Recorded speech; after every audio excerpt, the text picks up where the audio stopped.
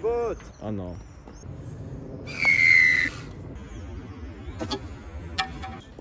Suis la balle. Bon, il y a un peu de...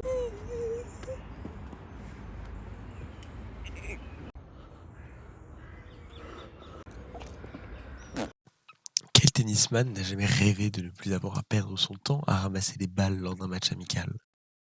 Quel tennisman n'a jamais rêvé de ne plus avoir ce mal de dos à force de se baisser pour ramasser les balles?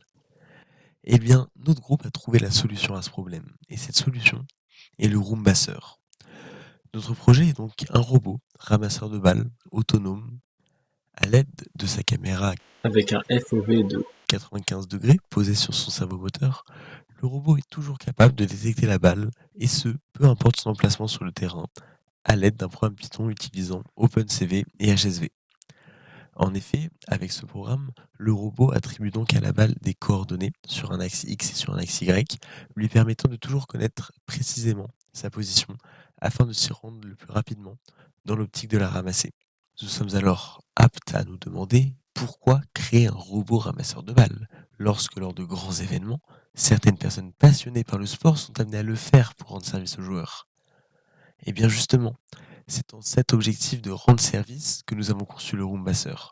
Rendre le sport plus agréable aux joueurs grâce à l'ingénierie. À travers ce robot, nous permettons donc à des joueurs de tennis amateurs ou alors professionnels lors de leurs entraînements, par exemple, de ne pas perdre de temps à ramasser les balles sans pour autant avoir besoin d'autres personnes pour ramasser les balles. Ainsi, notre projet s'inscrit dans la thématique de notre année qui est l'ingénierie au service du sport. Cependant, la première pensée que nous pouvons avoir en voyant cela est: est-ce que ce n'est pas dangereux pour les joueurs? Parce que finalement, un robot sur un terrain de tennis qui se dirige vers la balle ne risque-t-il pas de percuter un joueur? Eh bien non, puisqu'en effet, avec le programme en Python, le robot est aussi capable de détecter en grande partie les chaussures, et ainsi ne pas risquer de foncer dans les chevilles des joueurs. Pour construire ce robot, nous avons tenté d'utiliser le maximum de matériaux recyclés ou au moins recyclables. Et puisque le meilleur moyen pour nous d'être précis et de respecter le modèle 3D que nous avons fait, sans que ça coûte trop cher, était donc d'imprimer tout ce robot en 3D. Et pour tout ce qui concerne l'informatique et les pièces autres que les pièces imprimées en 3D, pour des raisons budgétaires, nous avons majoritairement réutilisé les composants que nous avions sous la main.